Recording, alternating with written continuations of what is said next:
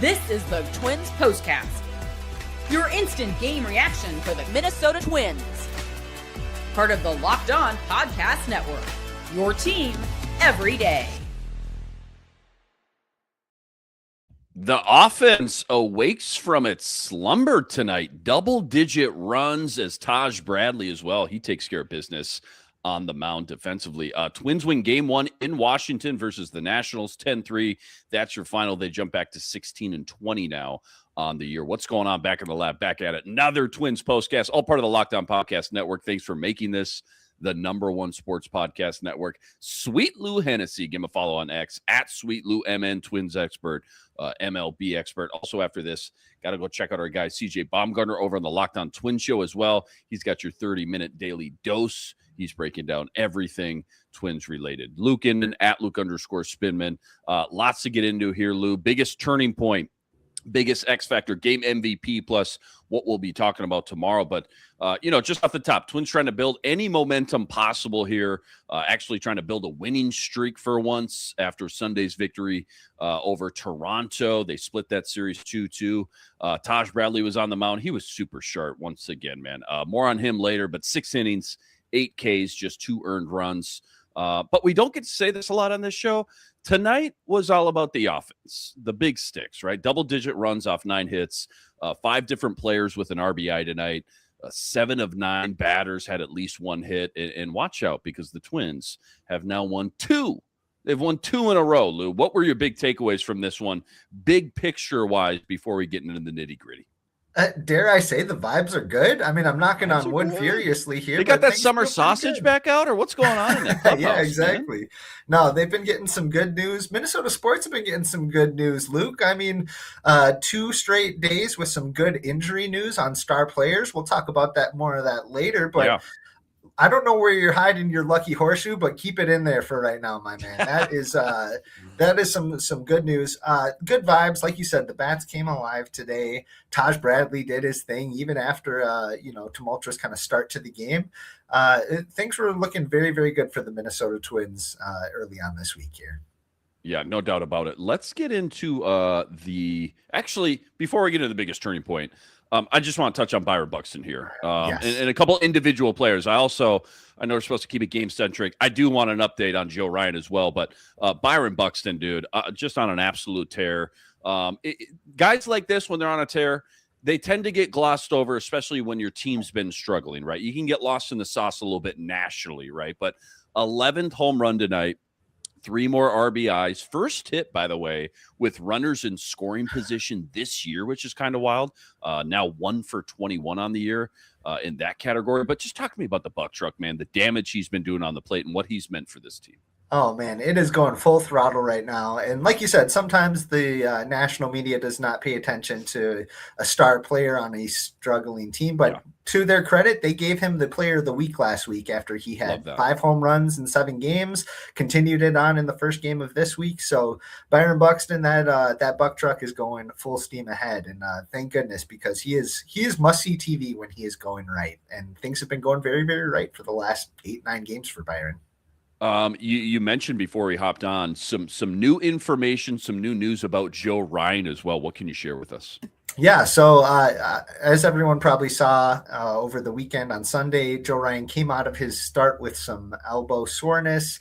That was definitely some cause for concern. It always is for high-octane pitchers here, but they got some good news. The MRI came back pretty clean, no structural damage. He threw some catch today on the field, and he is going to have a bullpen session tomorrow and see how he feels. Maybe he makes his next start. Maybe they give him a little bit of a rest, but I'm knocking on wood here, but it looks like the worst case scenario has been avoided, and they got to be pretty pleased with this outcome. Absolutely huge news for the Minnesota Twins and obviously their starting staff. 60 seconds on Taj Bradley tonight. He's been so good, man. Just so clean, so reliable, which is like the last thing I expected, I guess, from him. I thought there'd be the flashes, but we'd also see, the floor quite a bit as well. But 6 innings tonight, just 4 hits, just 2 earned runs, 8 more strikeouts on 96 pitches. What did you like about his approach tonight and what was working so well? I liked that, like I said, things weren't necessarily going super well in the first couple of innings. He gave up an Mhm. early run. I think he was at like 45, 50 pitches through 2 innings. So you're like, okay, maybe it's not his best outing here. Let's see if he can dance through, maybe get them 5 solid innings. But he got better as the game went along, it seemed like. I know the Washington Nationals lineup isn't any marquee players. There's not too many of them. There's a few guys at the top there, but he was dazzling. Everything was working for him. That curveball was nasty. He was getting some good swing and misses. You could just tell the energy was really good for Mr. Taj Bradley today, and he's been their best pitcher. He's potentially been their best player this year, and it was good to see him dazzle again on Tuesday night here. Yeah, Nationals lineup, not necessarily like the 1927 Yankees, but hey, we'll take what we can get for sure. Yeah. Let's get to the biggest turning point from tonight. Time to reveal where the game was won or lost. It's the turning point. All right, Twins up 2-1 in the second, but it was really that 4-run fourth inning that kind of busted things open for them, and we just haven't seen those kind of crooked numbers from this offense much at all this year. But Lee, Larnach, and Royce all with RBIs that inning, doing some damage. But as we know, no lead is safe with this bullpen. So I guess just there, talk us through it. Like, when was kind of the biggest turning point from today when you felt, all right, I think we got this one in the bag? Yeah, I think that big inning is a good one to bring up. But for me, the turning point was Byron Buxton's home run, because that brought it to double digits. Like you said, this bullpen, you just never know. A 4-run lead, 5-run lead, I'm still maybe shaking in my boots a little bit. So I think when Byron kind of put it out of reach, that felt pretty good. I'm going to go with Byron's home run as the turning point tonight. Love that. Let's get into the biggest game MVP from tonight. This is the Locked On Player of the Game. All right. Again, another very clean, very solid outing from Taj Bradley. He's got to be an option here for you. 6 innings, 2 runs, 8 Ks. Byron Buxton continues his tear again, 11th home run. Brooks Lee heating up maybe 3 for 5, 3 ribbies tonight as well. Got to pick one, though. Who is it and why? Game MVP. Ooh, like you said, there's some really good candidates in this one. Top to bottom, the lineup looked pretty good today. I think Royce Lewis was the only guy who did not get on base today, I want to say. And I'm going to go with Brooks Lee. Brooks Lee is going to be my game MVP, even though he didn't have the big home run like Byron, even though he didn't have the great quality start that Taj Bradley had. I'm going to give Brooks Lee some flowers here, because he's somebody who things were looking rough a couple weeks ago for him. You know what I mean? He's had a lot of stuff that he needs to prove this year. It's a pretty pivotal season for him, and he's been really turning it on, and his bat has been more than serviceable. He's got his OPS up to 758 now, three more hits today. When we get to my nerdy stat of the day, I have a really pretty cool one for Mr. Brooks Lee, so I'm going to give him his flowers and say he was the player of the game today. Byron Buxton, obviously kind of the king of the hill right now as far as this lineup goes. We know what Jeffers brings to the table for sure. Again, on Brooks Lee, talk to me about who else, like who is another guy starting to heat up? Maybe it is just Brooks Lee, but who is another guy that you're just kind of, you see it, right? You can see the vision, right? I've always been kind of an Austin Martin guy. I know his ceiling is not as high as other players, but kind of a glue guy. He's been okay. Who in this lineup is just adding a consistent spark lately, night in and night out? Look, Austin Martin's been great. Love Austin Martin. But I think we all owe Trevor Larnach an apology. I think this offseason he looked like maybe somebody who could be expendable. Maybe they try to trade him. Maybe they just non-tender him just because they didn't want to pay the $4.5 million. And so he was kind of thought of this kind of afterthought in the lineup and in the core of this team, but he has done nothing but perform really, really well this year. He has become a staple in the lineup. He's moving a lot faster on the base paths and in the field, and his glove is looking much, much improved over the years prior. So I'm going to go Trevor Larnach has become one of those kind of just stabilizing forces in the lineup. Yeah, I love that shout out for sure. Shelton's scorecard, by the way, anything stick out today from Shelty's game plan, in-game adjustments, whatever it may be? Was there a favorite move or decision out there from Shelty tonight? I don't know if there's anything favorite. Something that I'm going to be watching is Matt Wallner's usage. He did not get the start today, even against a right-handed pitcher, against the Washington Nationals. It might be one of those kind of opponents that maybe are trying to get Matt Wallner right. He had a good game on Sunday too, so I was kind of curious to see that Wallner was not in the lineup, but he's had a really tough start to the season, and they're going to want to turn him around. I was kind of wondering if he was going to start today, and he did not get the call.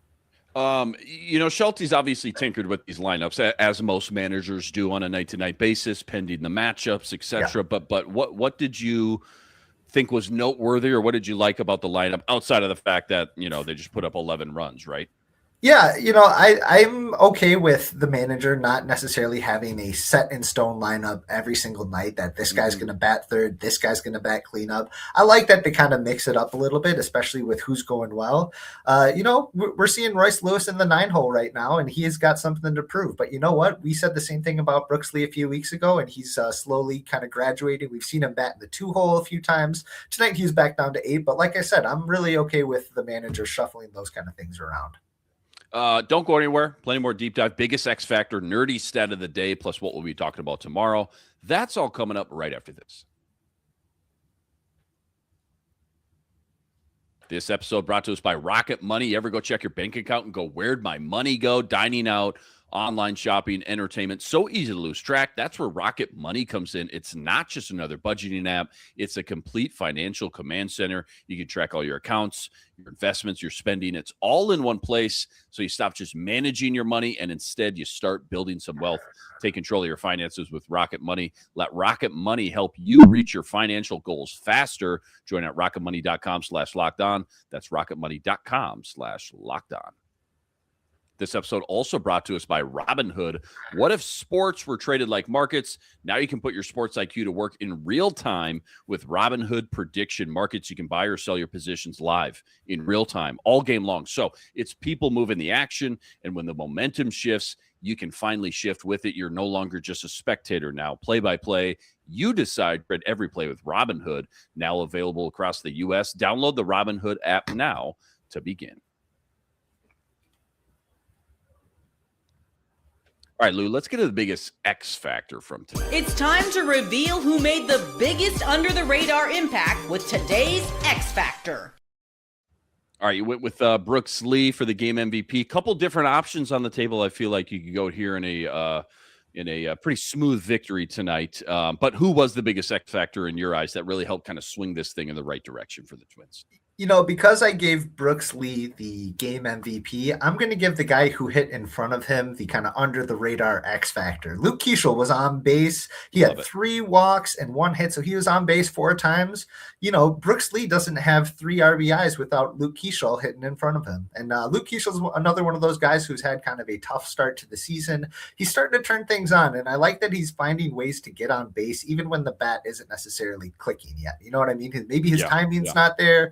Maybe he's not squaring everything up like we saw him do in his brief stint last year in the big leagues. But I like that he's finding ways to get on base until he can figure out how to get that bat clicking. So I'm going to go Luke Keeschel was the X factor of tonight's game. Love that. Shout out. How about a nerdy stat of the day? You kind of teased this already. What crazy stat or, crazy fun analytic Twins related do you have tonight? Yeah, so this comes from Inside Edge. We were talking about Brooks Lee and that, clutch double that he had early on in the game that gave the Twins their early lead. He, so far this year, actually since the start of the 2025 season, Brooks Lee is batting just .202 on inside pitches. I love that he saw a fastball early on in the count, even in a cool part of his heat map, you know what I mean, on the inside part of the plate, and he took it down the line for an RBI double.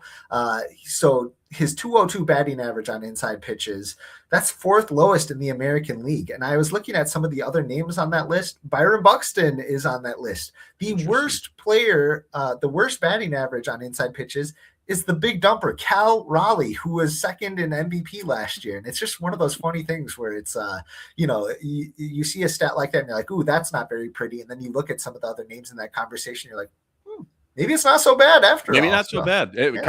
Kind of good, some good company, I guess, to keep with some other big names on there. Let's get into the what we'll be talking about tomorrow here to wrap up. This is what you'll be talking about. All right, 2 in a row now. Officially a winning streak. Game 2 tomorrow in Washington with Bailey Ober on the mound. Just knowing how tonight played out the way it did, and in the fashion it did, right? The past 2 games, I guess. Talk to me about maybe the top storyline or 2 here from your lens going into game 2 tomorrow. You know, when I was thinking about this segment, I thought, oh, I usually like to talk about the starting pitcher, Bailey Ober. There's plenty to talk about how he's been able to do so much with so little, especially when it comes to velocity.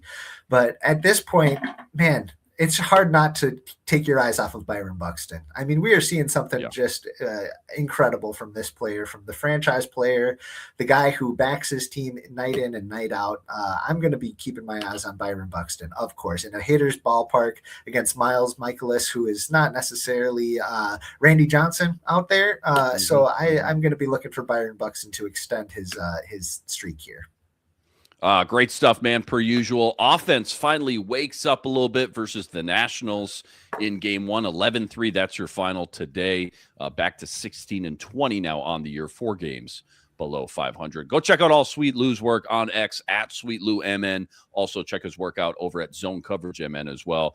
And then after this, go check out our guy CJ Baumgartner over on the Locked On Twins podcast. That's each and every day. He's got all your daily Twins content covered. Luke Inman at Luke_Spinman. Again, game 2 tomorrow. It's another 5:45 first pitch. Bailey Ober on the mound. Catch you back here for that. But until then, thanks for joining. We'll catch you next time. Signing out.